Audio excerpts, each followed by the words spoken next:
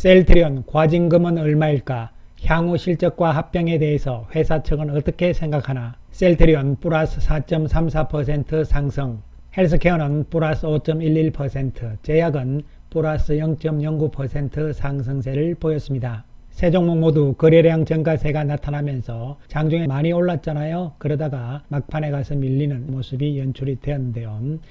어느 정도 예상을 했듯이 JP모간을 필두로 한 공매도 세력들의 움직임이 활발하게 일어난 하루이기도 했습니다. 주천의 셀트리온 분석 시간입니다. 안녕하세요, 주천입니다. 지난주 정선위의 발표로 오랫동안 끌었던 셀트리온 그룹의 감리 문제가 이제 종결이 되었습니다. 지긋지긋했는데요. 2018년 4월부터 시작을 해서 거의 4년 동안 진행이 된 사안이었죠. 이제 남은 것은 3월 16일 금융위원회를 통한 최종 발표만 남았잖아요. 그런데 지난 금요일 정선위 발표에서 과징금이 얼마인지 대해서는 금융위원회에서 발표할 것이다 이렇게 공을 넘긴 상태잖아요. 그렇다면 과징금이 과연 얼마일 것인가 이런 부분들을 한번 알아보기로 하겠습니다. 그에 앞서서 먼저 언론 보도 내용을 보시면요. 경향신문이죠. 정선위 분식회계 의혹 셀트리온의 임원 해임 권고 거래 정지는 피해 3월 11일 날 저녁 8시 39분에 나온 기사인데요.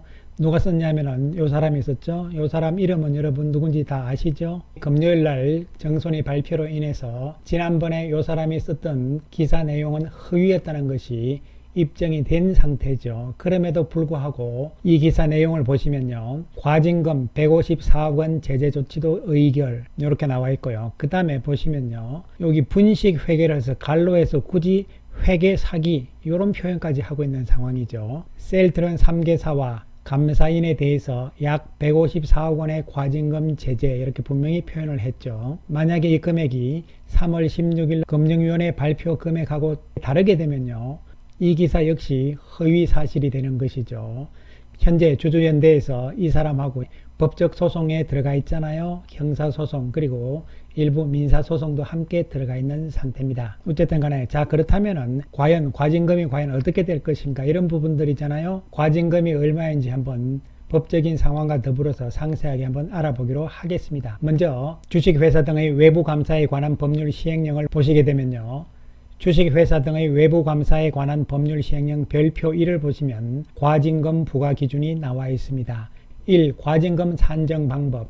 과징금 부과 금액은 기준 금액의 부과 기준율을 곱하여 기본 과징금을 산출한 후 필요시 가중하거나 감경하여 정한다. 그런데 여기서 이야기하는 기준 금액 이게 뭐냐 이렇게 되는데요. 기준 금액의 정의 회사 재무제표에서 회계 처리 기준과 달리 작성된 금액을 기준으로 계정 과목의 특성 및 중요성 등을 고려하여 여기서부터 중요하죠. 금융위원회가 정하는 금액입니다. 예를 들어서 위반 금액이 1000억이라 해서 그 1000억에 대해서 과징금을 산정하는 것이 아니란 이야기가 되는 것이죠. 그 다음에 회사 관계자 감사에는 넘어가고요. 그리고 또 내용을 보시면 이제 부과 기준율에 대한 이야기가 나오잖아요. 부과 기준율이란 회사의 상장 여부, 과징금 부과의 원인이 되는 위반 행위의 내용, 정도, 기간 및 횟수, 위반 행위로 인하여 취득한 이익의 규모 등을 반영하여 금융위원회가 정하는 비율을 말한다. 여기 나오는 위반 행위의 내용은 고의인지 사전에 공모되었는지 그 밖에 금융위원회가 정하는 사항을 고려하여 판단한다. 그 다음에 위반 행위의 정도 여기 나오잖아요. 위반 행위의 정도. 위반 행위의 정도는 위반 금액 그 밖에 금융위원회가 정하는 사항을 고려하여 판단한다. 그리고 가중 또는 감면에 대해서 쭉 나오는데요. 원래 법조항이라는 것이 애매하게 되어 있는 것입니다. 여러분 잘 모르겠어요. 그러나 계속 한번 보기로 하겠습니다. 그 다음에 외부 감사 및 회계 등에 관한 규정을 보시게 되면요. 이렇게 나와 있죠.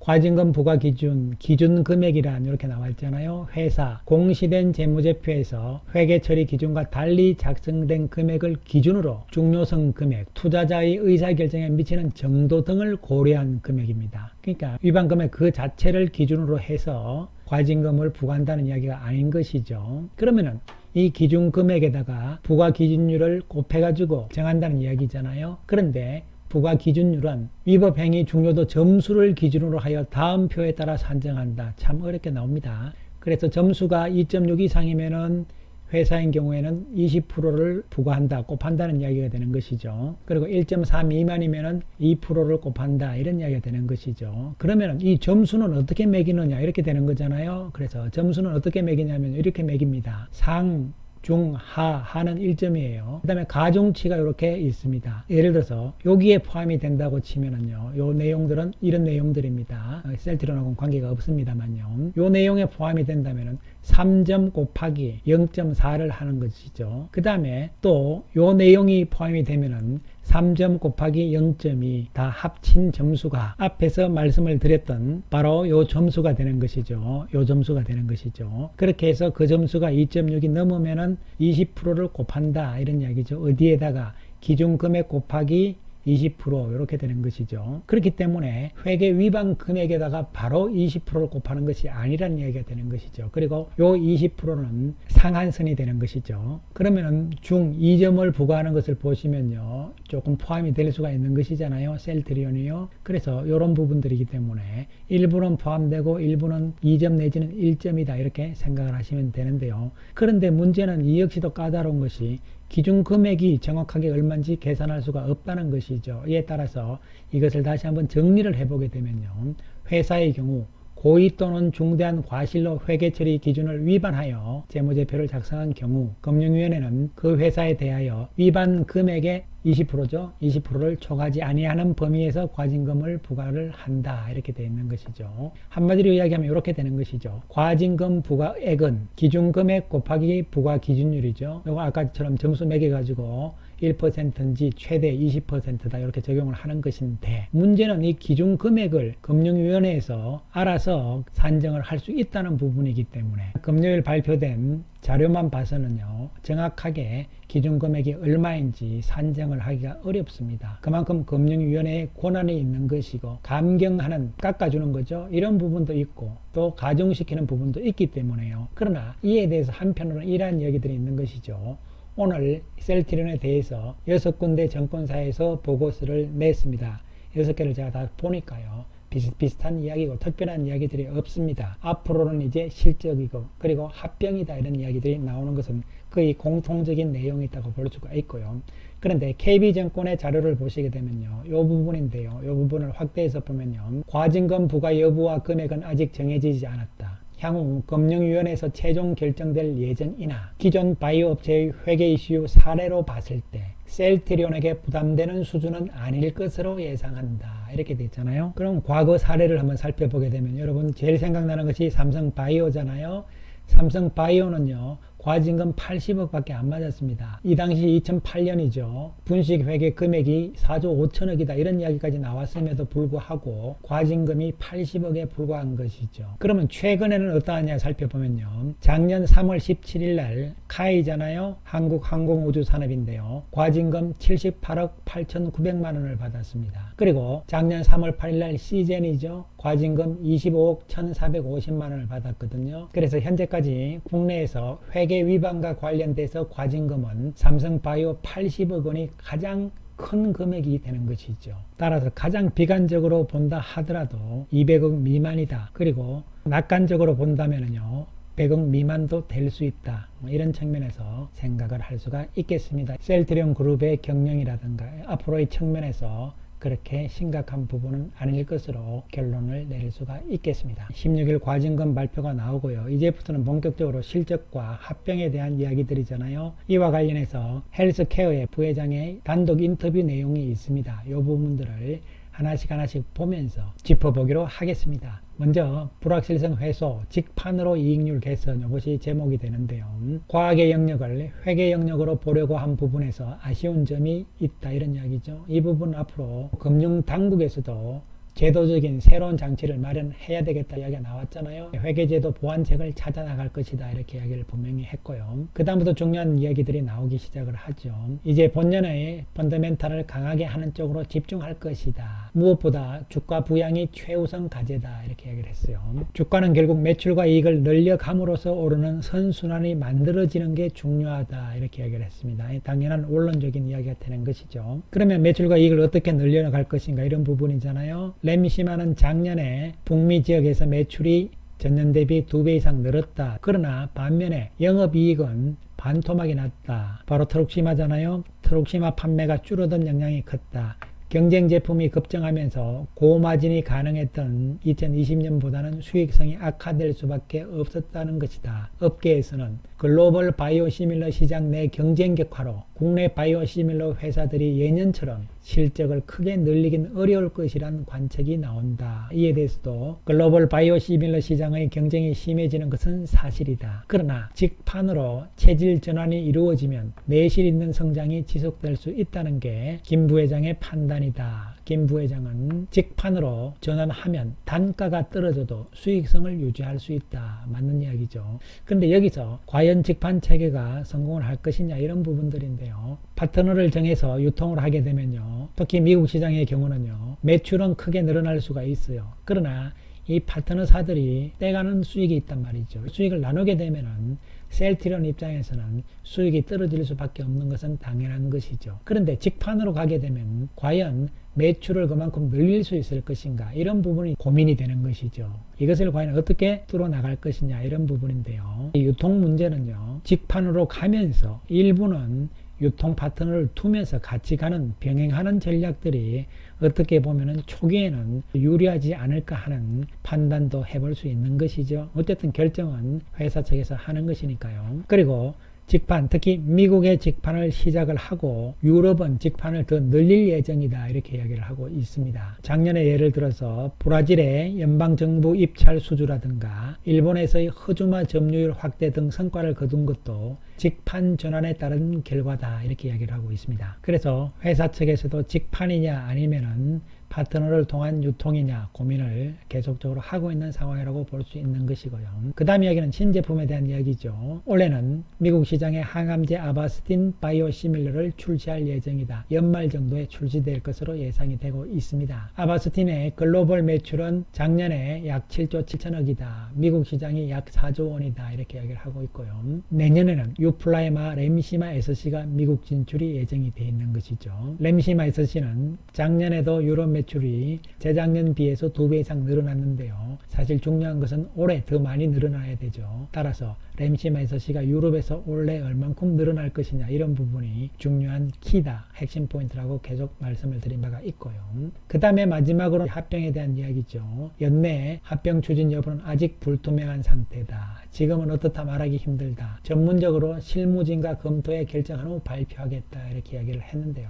자, 이 합병에 대해서 생각을 여러 측면에서 우리가 해볼 필요성이 있는 것이죠. 중요한 것은 합병을 하되 시기가 중요하다고 볼 수가 있는 것이죠. 과연 어떤 시기에 합병을 해야 될 것이냐. 두 가지 측면을 반드시 고려를 해야 될 것으로 보여집니다. 첫 번째, 실적 위조. 즉, 매출액과 영업이익이 계속 증가하는 추세에 있고 앞으로 이러한 증가세가 지속될 가능성이 높아지는 시점, 즉 회사 측에서 그만큼 자신감이 생기는 시점이죠. 그 시점에 합병을 해야 된다는 것이죠. 왜 그러냐면 여러분 잘 아시다시피 셀트리온과 셀트리온 헬스케어의 상호 간의 매출액은 합병이 되면은 안 잡히게 되는 것이죠. 그렇기 때문에 합병을 하게 되면 매출액 전체 규모는 줄어들 가능성이 있기 때문에 그런 것이죠. 따라서 재무제표 상에서의 매출액이 합병이 되면 줄어들기 때문에 그 줄어드는 폭을 좁힐 수 있을 만큼 매출액이 앞으로 계속 늘어날 그런 상황 시점에 가서 합병을 해야 되는 것이 중요한 것이고요.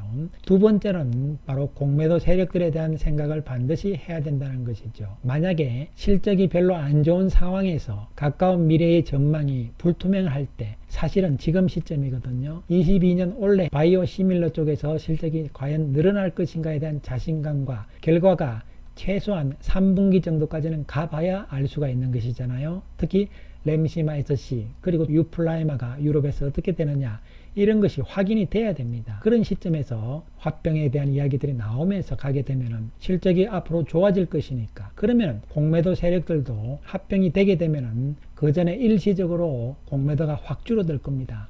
그러나 합병이 되고 나면은 이 줄어들었던 공매도 세력들이 다시 들어온단 말이죠. 들어오는데 합병한 이후에 실적이 계속 좋아진다면 다시 들어오는 공매도 규모가 어느 정도는 줄어들 수가 있고, 그러한 공매도 세력들을 커버할 수 있는 매수세, 이것은 뭐냐면요, 합병에 따라서 시가총액이 커졌기 때문에 글로벌 외국인들 입장에서는, 특히 패시브 펀드 쪽에서는요, 시가총액 비율에 따라서 주식을 사야 되는 거잖아요. 이러한 자금들이 유입이 되면서 공매도 세력들의 물량을 소화할 수 있는 이러한 상황들이 전개가 돼야만 합병 초기 1년 동안 이것이 정상적으로 돌아가게 돼 있는 것이거든요. 그렇기 때문에 실적이 언제쯤 어떻게 될 것인가에 대한 어떤 데이터가 실제적으로 잡히는 시점 확인을 하고, 또한 자신감이 생겼을 때 이러한 시점에서 합병 시기를 결정하는 것이 중요하다는 말씀을 드릴 수가 있는 것이죠. 따라서 이번 자사주 매입이 끝나고 조기 합병 이런 개념은 아직은 아니라는 생각을 할 수가 있는 것이죠. 실적에 자신이 없을 때 어설프게 합병을 하게 되면요, 오히려 합병 이후 공매도 세력들은 더욱더 강력하게 공격을 해올 것이기 때문인 것이죠.